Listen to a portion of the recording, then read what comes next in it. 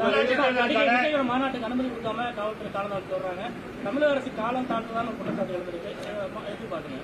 ஜனநாயக நாட்டில் யார் வேணாலும் கட்சி ஆரம்பிக்கலாம். அதே கட்சி ஆரம்பிச்சு மாநாடு நடத்தினால் அதுக்கு முறையாக அனுமதி கொடுப்பது மரபு. அனைத்து இந்திய அண்ணா திராவிட முன்னேற்ற கழக ஆட்சி இருக்கின்ற வரை எல்லாருக்கும் அனுமதி கொடுத்தோம். அத்தனை போராட்டம், ஆயிரக்கணக்கான போராட்டம் அதிமுக ஆட்சியில் நடைபெற்றது. எல்லாத்துக்கும் அனுமதி கொடுத்தோம். இது ஜனநாயக நாடு. அவருடைய உரிமைகளை கோருவதற்கு அனைவருக்கும் உரிமை உண்டு. அந்த அடிப்படையில் யாரெல்லாம் போராட்டம் நடத்துவதற்கு அனுமதி கொடுத்தோம்.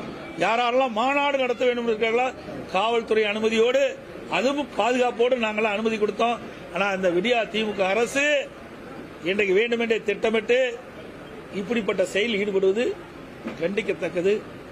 அது மட்டுமல்ல, அனைத்து இந்திய அண்ணா திராவிட முன்னேற்ற கழக தலைவருடைய பிறந்தநாள் வருகின்ற பொழுது நாங்கள் பொதுக்கூட்டம் போடுறோம். அதுக்கு அனுமதி கொடுக்க மாட்டேங்க. அந்த அளவுக்கு